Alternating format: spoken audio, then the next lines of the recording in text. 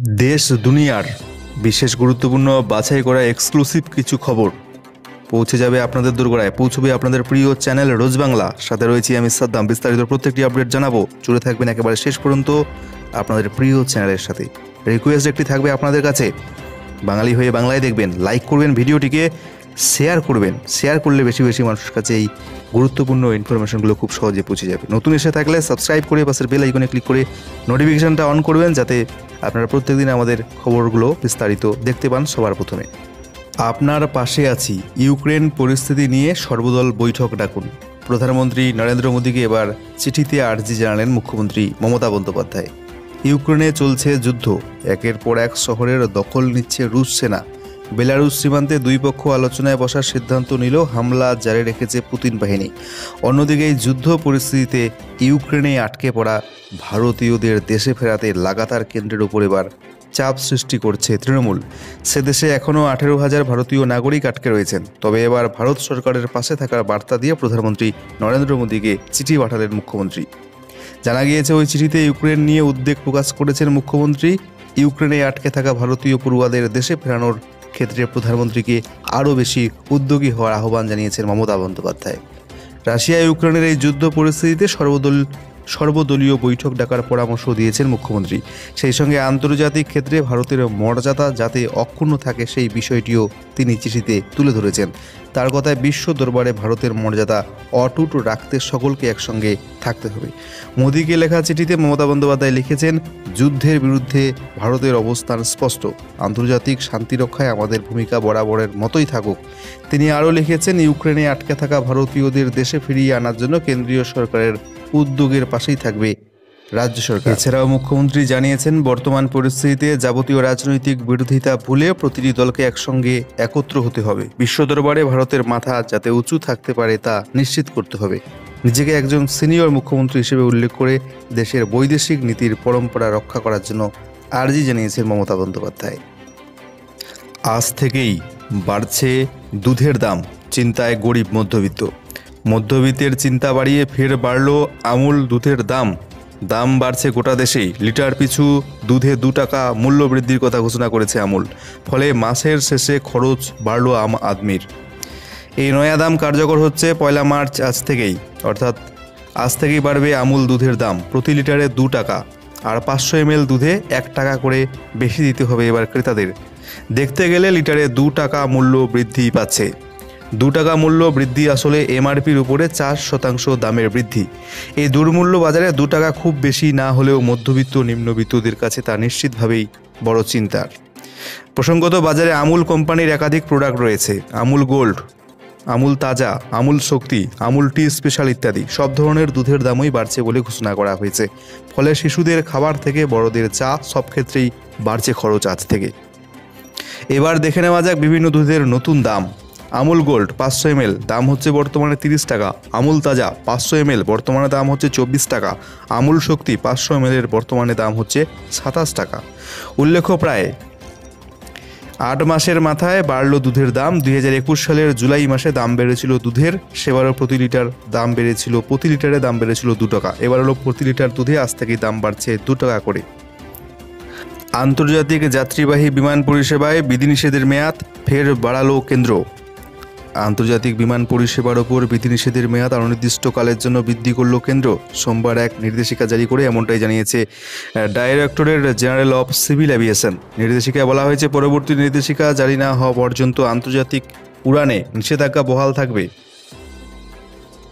যাত্রীদের বাড়তি ভাড়ার ফাঁদ থেকে উদ্ধারে এবার উদ্যোগী হল মমতা বন্দ্যোপাধ্যায়ের পরিবহন দপ্তর। অ্যাপ ক্যাব গাড়ির পরিষেবা নিয়ে ভুরি অভিযোগ, তাই যাত্রী হয়রানি রুখতে এবার কঠোর পদক্ষেপ করতে চলেছে রাজ্য সরকার। এখন থেকে পরিবহন দপ্তরের সরাসরি নিয়ন্ত্রণে আসতে চলেছে ওলা, উবেরের মতো অ্যাপ ক্যাব সংস্থাগুলো। সেই লক্ষ্যে যাত্রী বান্ধব সরকারি বিধি তৈরি করা হয়েছে। মুখ্যমন্ত্রী মমতা বন্দ্যোপাধ্যায় তা অনুমোদন করেছেন। সবকিছু ঠিকঠাক থাকলে চলতি সপ্তাহে অভিনব এই নির্দেশনামা জারি করবে পরিবহন দপ্তর। নয়া বিধি অনুসারে অ্যাপ ক্যাব সংস্থাগুলো ইচ্ছে মতো ভাড়া ঠিক করতে পারবে না। এক্ষেত্রে রাজ্য সরকারের নিয়ন্ত্রণ থাকবে। বাস, ট্যাক্সি সহ গণপরিবহনের মতো অ্যাপ ক্যাবেও ভাড়ায় হ্রাস হাতে রাখবে নবান্ন। যুক্তিগ্রাহ্য কারণ ছাড়া ড্রাইভার ট্রিপ ক্যান্সেল করলে ক্ষতিপূরণ হিসেবে যাত্রীকে টাকা দিতে হবে সংস্থাকে। একই সঙ্গে ক্যাব ড্রাইভারদের আরও বেশি আর্থিক সামাজিক সুরক্ষা নিশ্চিত করতে চাইছে রাজ্য সরকার। সেই সঙ্গে একাধিক গুরুত্বপূর্ণ আইনি সংস্থান থাকছে নয়া নিয়মে। সব মিলিয়ে অ্যাপের মাধ্যমে গাড়ি বুক করে তিক্ত অভিজ্ঞতার যে হচ্ছিল এতদিন আমজনতার, সেটা ভুলতে চলেছে বঙ্গবাসী। সৌজন্যে মমতা বন্দ্যোপাধ্যায়ের কড়া প্রশাসনিক সিদ্ধান্ত। এই মুহূর্তে অ্যাপ ক্যাব গাড়িগুলো শহরতলির গণ্ডি পেরিয়ে গোটা রাজ্যে ছড়িয়ে পড়েছে। প্রায় পরিষেবা নিয়ে বিস্তর অভিযোগ জমা পড়ছে বিভিন্ন পর্যায়ে, তাই এবার নতুন উদ্যোগ রাজ্যের পরিবহন দপ্তরের। পাশাপাশি ড্রাইভারদের সুরক্ষায় 10 লক্ষ টাকার জীবন বিমা এবং 5 লক্ষ টাকার স্বাস্থ্য বিমার সুযোগ দিতে হবে ক্যাব সংস্থাকে, এমনটাই কিন্তু নির্দেশনামা জারি করতে চলেছে রাজ্য সরকার। একই সঙ্গে ড্রাইভারদের 2 বছরের গাড়ি চালানোর অভিজ্ঞতা, শারীরিক সুস্থতার প্রমাণও দিতে হবে। যাত্রীদের নিরাপত্তা সুনিশ্চিত করতে যাত্রীদের পুলিশ ভেরিফিকেশন আবশ্যক করা হবে। রাজ্য সরকারের এই সিদ্ধান্তকে স্বাগত জানিয়েছে West Bengal online cab operators গিল্ডের সাধারণ সম্পাদক ইন্দ্রনীল বন্দ্যোপাধ্যায়। তার কথায় সরকারি নিয়ন্ত্রণ এলে আরও উন্নত পরিষেবা দেওয়া যাবে। চালকদের পেশাগত সুরক্ষা দিলে গোটা পরিষেবা আরও মসৃণ হবে রাজ্যে। শুরু হলো বইমেলা। আগামী বছর থেকে সঙ্গীত মেলার ঘোষণা মুখ্যমন্ত্রীর। গত কোভিড আবহে বন্ধ ছিল বইমেলা, এবার আর আক্ষেপ করতে হবে না বইপ্রেমীদের। সোমবার শুরু হয়ে গেল বইমেলা কলকাতার সেন্ট্রাল পার্ক প্রাঙ্গণে। উদ্বোধন করলেন খোদ মুখ্যমন্ত্রী মমতা বন্দ্যোপাধ্যায়। সেই সঙ্গে ঘোষণা করে দিলেন আরও এক বড় সুখবর, আগামী বছর থেকেই কলকাতায় হবে সঙ্গীত মেলাও। মুখ্যমন্ত্রী মমতা ব্যানার্জি এদিন বললেন, আন্তর্জাতিক চলচ্চিত্র উৎসবের মতো আগামী বছর থেকে আন্তর্জাতিক সঙ্গীত উৎসবের আয়োজন করবে রাজ্য সরকার। চলতি কোভিড বিধি রাজ্যে 15ই মার্চ পর্যন্ত থাকছে জারি, জানালো নবান্ন। বিস্তারিত জানাচ্ছি আপনাদেরকে। বাড়ানো হলো পশ্চিমবঙ্গের কোভিড বিধির মেয়াদ বাড়ানো হলো 15ই মার্চ পর্যন্ত, তবে আলগা করা হলো না কোভিড বিধিনিষেধ। বর্তমানে রাজ্যে যে কোভিড বিধি কার্যকর রয়েছে তাই 15ই মার্চ পর্যন্ত বহাল থাকবে। সোমবার সন্ধ্যায় নির্দেশিকা জারি করে জানালো নবান্ন। গত 14ই ফেব্রুয়ারি নবান্নে জারি করা কোভিড বিধিনিষেধে নৈশ কারফিউর মেয়াদ 1 ঘন্টা কমানো হয়েছিল। সময়সীমা রাত 12টা থেকে ভোর 5টা পর্যন্ত করা হয়েছিল। সোমবার জারি করা নির্দেশিকাতেও সেই একই নিয়ম বহাল রাখা হয়েছে রাজ্যে। আগের মতোই কেবল জরুরি পরিষেবার সঙ্গে যুক্ত ব্যক্তিদের ওই নৈশ কারফিউর আওতা থেকে বাদ রাখা হয়েছে। পাশাপাশি মাস্ক পরা, শারীরিক দূরত্ববিধির নিয়ম আগের মতোই বজায় রাখার নির্দেশ দেওয়া হয়েছে। নবান্নের নির্দেশ, বিভিন্ন সরকারি বেসরকারি সংস্থাগুলিকেও আগের মতোই কোভিড নিরাপত্তা বজায় রাখতে হবে। এক ধাক্কায় অনেকটাই বাড়ল গ্যাস সিলিন্ডারের দাম। মঙ্গলবার থেকেই গুনতে হচ্ছে বেশি টাকা। দেশবাসীর জন্য খারাপ খবর, মঙ্গলবার থেকেই ফের বাড়ছে রান্নার বাণিজ্যিক গ্যাস সিলিন্ডারের দাম। অর্থাৎ 19 কেজি যে বাণিজ্যিক গ্যাস সিলিন্ডার, তার দাম কিন্তু বাড়ছে। 1 লাফে 108 টাকা বাড়ছে বাণিজ্যিক গ্যাস সিলিন্ডারের দাম। এর ফলে কলকাতায় রান্নার বাণিজ্যিক গ্যাস 19 কেজি সিলিন্ডারের দাম বেড়ে হচ্ছে 2095 টাকা। তবে একটু স্বস্তির খবর রয়েছে, বাড়িতে যে রান্নার গ্যাস আমরা ব্যবহার করি 14 কেজি, তার কিন্তু দাম এখনও পর্যন্ত অপরিবর্তিত রয়েছে, দাম বাড়ানো হয়নি।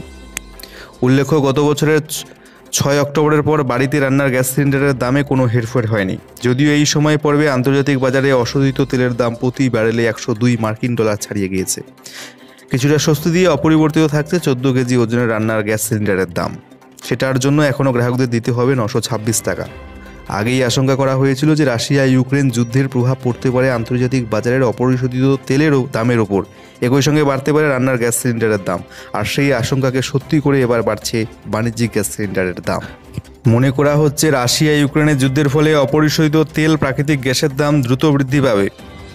এরপর এই 14 কেজি ওজনের সিলিন্ডারের দামও প্রচুর বাড়বে কিনা সেটাই এখন দেখার। উল্লেখ্য, বর্তমানে দেশের 5 রাজ্যে বিধানসভা ভোট, সেই ভোট চলছে।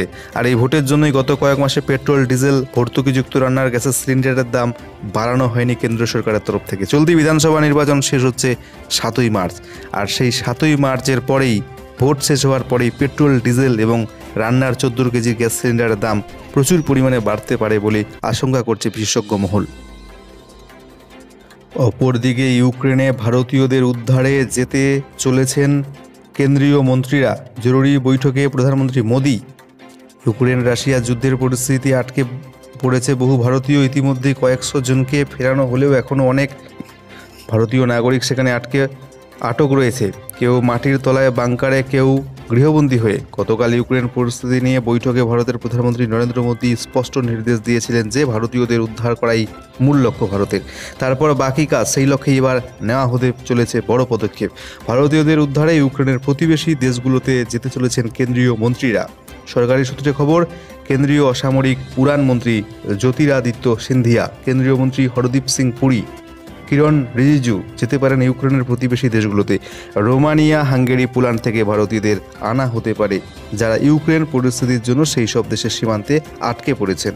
বিশেষ বিমানে করে আটকে পড়া ভারতীয়দের উদ্ধার করে আনা হচ্ছে এখনই। একইভাবে সেখান থেকে আনা হবে বাকিদের। জানা গিয়েছে ইউক্রেনে এখনও পর্যন্ত প্রায় 18,000 ভারতীয় আটকে রয়েছেন, যাদের মধ্যে 16,000ই রয়েছেন ভারতীয় পড়ুয়া। প্রসঙ্গত, ভারতীয়দের উদ্ধারের জন্য অপারেশন গঙ্গা শুরু করা হয়েছে এবং তার অধীনে ইতিমধ্যে 4টি বিশেষ বিমানে কয়েক হাজার ভারতীয়কে ফিরিয়ে আনা হয়েছে দেশে। অন্যদিকে আবার জানা যাচ্ছে পোল্যান্ড সীমান্তে পৌঁছতেই একাধিক ভারতীয় পড়ুয়াকে হেনস্থা করেছে ইউক্রেনীয় সেনা। অধিকাংশ পড়ুয়ার অভিযোগ, অত্যাচার করা হয়েছে তাদের উপর। ইউক্রেনের সেনারা তাদের সীমান্ত পার করে পোল্যান্ডে প্রবেশ করতে দিচ্ছে না বলে খবর। প্রত্যেকটি মহিলা পড়ুয়াকেও হেনস্থা করা হয়েছে, ব্যাগে লাথি মারা হয়েছে, এমনকি চুল ধরেও নাকি টানাটানি করা হয়েছে বলে অভিযোগ আসছে। রাজ্যে শিক্ষক নিয়োগে দুর্নীতি, নবম দশমেও শিক্ষক নিয়োগে বড় দুর্নীতি, সিবিআই তদন্তের নির্দেশ কলকাতা হাইকোর্টের। শিক্ষক নিয়োগে দুর্নীতি, যার জেরে জেরবার চাকরি প্রার্থীরা। এবার নবম দশম শ্রেণীতে শিক্ষক নিয়োগ মামলায় সিবিআই তদন্তের নির্দেশ দিল কলকাতা হাইকোর্ট। আদালতের কাছে মামলাকারীদের অভিযোগ ছিল 2016 সালের নবম দশম শ্রেণীর শিক্ষক নিয়োগে দুর্নীতি হয়। অভিযোগ ছিল পরীক্ষায় না বসেই অনেকে চাকরি পেয়েছেন, আবার পরীক্ষায় পাস করার পর তালিকায় নাম থাকলেও অনেকে চাকরি পাননি। এই মামলায় আগে স্কুল সার্ভিস কমিশনের চেয়ারম্যানকে তলব করে রিপোর্ট জমা দেওয়ার নির্দেশ দিয়েছেন আদালত। মামলাকারীর আইনজীবী বলেছেন, এসএসসির রিপোর্টেও তাদের অভিযোগের সত্যতা পাওয়া গিয়েছে। তাদের প্রশ্ন, যিনি পরীক্ষায় দেননি তার নাম কোথা থেকে পেল স্কুল সার্ভিস কমিশন? তালিকাতে বা কীভাবে জায়গা পেলেন তারা? এই প্রেক্ষিতে সোমবার উভয় পক্ষের সওয়াল জবাব শোনার পর হাইকোর্ট সিবিআই তদন্তের নির্দেশ দিয়েছে। 28 মার্চের মধ্যে রিপোর্ট জমা দেওয়ার কথা বলা হয়েছে সিবিআইকে। নিয়োগে প্রভাবশালীর হাত রয়েছে কিনা সেটাও খতিয়ে দেখতে বলেছে আদালত। এটা প্রসঙ্গত, সাম্প্রতিক অতীতে রাজ্যে শিক্ষক নিয়োগে একাধিক বেনিয়মের অভিযোগ এসেছে। এবারও তেমনই এক অভিযোগ সামনে এলো। এক্ষেত্রে সিবিআই তদন্তের নির্দেশ দিল হাইকোর্ট।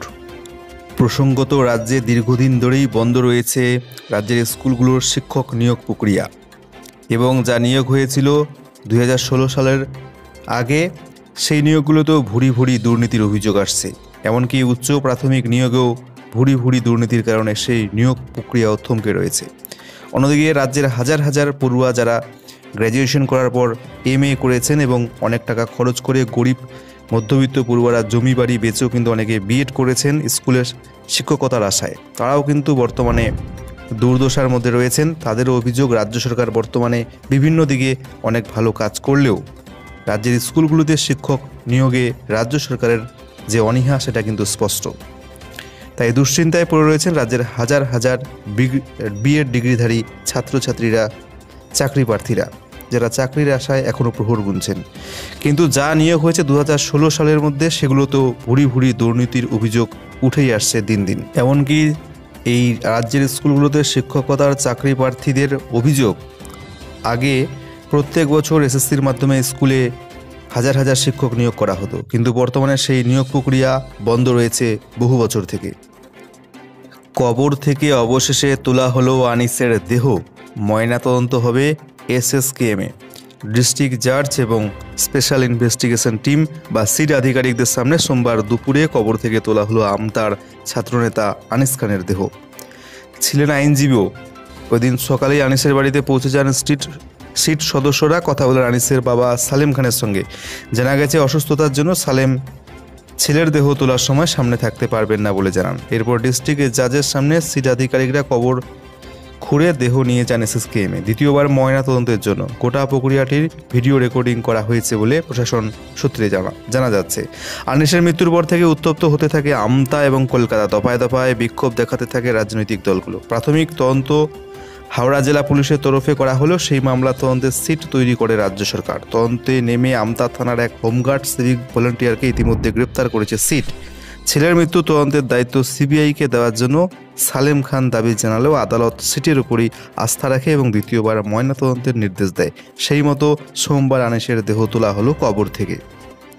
রাজ্য সরকারের বিভিন্ন প্রকল্পের সুবিধা মানুষের দোরগোড়ায় পৌঁছে দিতে, একেবারে বিনামূল্যে বিভিন্ন প্রকল্প পৌঁছে দিতে মানুষের দোরগোড়ায় রাজ্যে চালু করেছিল মমতা বন্দ্যোপাধ্যায় বিএসকে বা বাংলা সহায়তা কেন্দ্র। এবার বিরাট বড় সাফল্যের মুখ দেখল বাংলা সহায়তা কেন্দ্র। এছাড়াও আরও একটি বিরাট বড় সুখবর রয়েছে বিএসকে বা বাংলা সহায়তা কেন্দ্র নিয়ে মমতা বন্দ্যোপাধ্যায়ের তরফ থেকে। বাংলা সহায়তা কেন্দ্র থেকে 5 কোটি পরিষেবা প্রদানের দৃষ্টান্ত রাখল রাজ্য। বিভিন্ন প্রকল্পের সুবিধা তৃণমূল স্তরে পৌঁছে দেওয়ার লক্ষ্যে নতুন মাইল ফলক অতিক্রম করল রাজ্য। বিভিন্ন প্রকল্পের সুবিধা পেতে উপভোক্তার হয়রানি কমাতে তৈরি করা হয়েছিল রাজ্যে বিএসকে বা বাংলা সহায়তা কেন্দ্র। রবিবার এই কেন্দ্রগুলোর মাধ্যমে 5 কোটির বেশি রেকর্ড পরিষেবা দেওয়ার নজির গড়ল রাজ্য। পাশাপাশি মুখ্যমন্ত্রী মমতা বন্দ্যোপাধ্যায়ের নির্দেশে রাজ্যে মোট 10,000 বাংলা সহায়তা কেন্দ্র গড়ে তোলার পদক্ষেপ করা হয়েছে। প্রয়োজনে রাজ্যের উদ্যোগে পাড়ায় পাড়ায় গড়ে তোলা হবে এই কেন্দ্র বলে মমতা বন্দ্যোপাধ্যায় জানিয়েছেন। এখন রাজ্যে 2,561টি বিএসকে রয়েছে। কর্মরত রয়েছেন 7,122 জন অপারেটর। প্রতি কেন্দ্রে 2 থেকে 3 জন করে অপারেটর নিযুক্ত করা হয়েছে রাজ্যের তরফে। রাজ্যের নিযুক্ত এই অপারেটররাই উপভোক্তাদের অনলাইনের মাধ্যমে কন্যাশ্রী, রূপশ্রী, কৃষক বন্ধু, খাদ্যসাথী, জমির মিউটেশন ইত্যাদি পরিষেবা পাওয়ার জন্য বিনামূল্যে পরিষেবা দেন বাংলা সহায়তা কেন্দ্রগুলোর মাধ্যমে। আর এই পরিষেবার সংখ্যায় রবিবার অতিক্রম করল 5 কোটির গণ্ডি। এদিন বিকেল পর্যন্ত মোট 5,47,47,984টি পরিষেবা দেওয়া হয়েছে বিএসকেগুলোর মাধ্যমে। একজন ব্যক্তি একাধিক পরিষেবা পেয়েছেন, সেই নিরিখে উপকৃত হয়েছেন রাজ্যের 3,72,00,000 মানুষ। মোট আবেদনের 98% ক্ষেত্রেই পরিষেবা প্রদান করা হয়েছে। রাজ্যের এক উচ্চপদস্থ আধিকারিক জানান, এই কেন্দ্রগুলোর মাধ্যমে রোজ গড়ে প্রায় 5 লক্ষ মানুষ পরিষেবা নিয়ে থাকেন। এই সংখ্যা আরও বাড়ানোর পদক্ষেপ নেওয়া হয়েছে মমতা বন্দ্যোপাধ্যায়ের তরফ থেকে। প্রথমত মুখ্যমন্ত্রী এই কেন্দ্রের সংখ্যা রাজ্যে বাড়িয়ে 10,000 করতে বলেছেন ইতিমধ্যেই। পাশাপাশি কম লোক আসত এমন 290টি বিএসকে বর্তমানে স্থানান্তরিত করা হয়েছে জনবহুল এলাকায়। প্রসঙ্গত 2021 সালের 12ই অক্টোবর নির্দেশিকা জারি করে বিভিন্ন জেলায় বাংলা সহায়তা কেন্দ্র খোলা হয় রাজ্যের তরফে। পরে পুরো এলাকাতেও বিএসকে খোলা হয়। ইতিমধ্যে বাংলা সহায়তা কেন্দ্র রাজ্যের সবথেকে জনপ্রিয় সিঙ্গল উইন্ডো অনলাইন প্ল্যাটফর্ম হিসেবে উঠে এসেছে। বাড়ানো হয়েছে অপারেটরদের বেতনও। বর্তমানে বাংলা সহায়তা কেন্দ্রে যে অপারেটর রয়েছেন তারা কিন্তু বেতন পাচ্ছেন মাসে 13,500 টাকা করে, যেটা আগে ছিল 10,000 টাকা। তো বুঝতেই পারছেন, 1 বছরের মধ্যে যারা কাজ করছেন অপারেটর হিসেবে তাদের বেতনও কিন্তু 10,000 টাকা থেকে বাড়িয়ে মুখ্যমন্ত্রী 13,500 টাকা করে দিয়েছেন। কেমন থাকতে চলেছে রাজ্যের আবহাওয়া উত্তরবঙ্গ থেকে দক্ষিণবঙ্গ জুড়ে দেখে নেব আমরা বিস্তারিত। একেবারে লেটেস্ট ওয়েদার রিপোর্টটি আপনাদের দোরগোড়ায় আমরা পৌঁছে দেবো। শুরুতেই চোখ রাখছি উত্তরবঙ্গের দিকে। আগামী 48 ঘন্টা অর্থাৎ 2রা মার্চ বুধবার সকালের মধ্যে উত্তরবঙ্গের সবকটি জেলার আবহাওয়া শুকনো থাকবে। কোথাও বৃষ্টির কোনো রকম পূর্বাভাস আপাতত নেই। এছাড়াও আগামী কয়েকদিন উত্তরবঙ্গের জেলাগুলোতে রাতের তাপমাত্রা সেরকম কোনো পরিবর্তন হবে না বলে জানানো হয়েছে। অন্যদিকে দক্ষিণবঙ্গে আগামী 48 ঘন্টা 2রা মার্চ বুধবার সকালের মধ্যে দক্ষিণবঙ্গের সবকটি জেলার আবহাওয়াই শুকনো থাকছে। পরিষ্কার থাকছে আকাশ, বৃষ্টিপাতের সম্ভাবনা নেই। পাশাপাশি আগামী কয়েকদিন রাতের তাপমাত্রা সেরকম কোনো পরিবর্তনের সম্ভাবনাও নেই। কলকাতা এবং তার আশেপাশের এলাকায় আগামী 24 ঘন্টার আবহাওয়ার পূর্বাভাসে বলা হয়েছে ভোরের দিকে কুয়াশা কিংবা ধোঁয়াশা থাকলেও পরের দিকে আকাশ পরিষ্কার হয়ে যাবে। সর্বোচ্চ তাপমাত্রা থাকবে 31 ডিগ্রি সেলসিয়াসের আশেপাশে, সর্বনিম্ন 20 ডিগ্রি সেলসিয়াসের আশেপাশে থাকতে পারে তাপমাত্রা। বিদায় আপনাদের কাছ থেকে আজকে এখানেই। ফিরে আসবো আগামীকাল সকালে আপনাদের জন্য গুরুত্বপূর্ণ বাছাই করে এক্সক্লুসিভ খবরগুলো নিয়ে।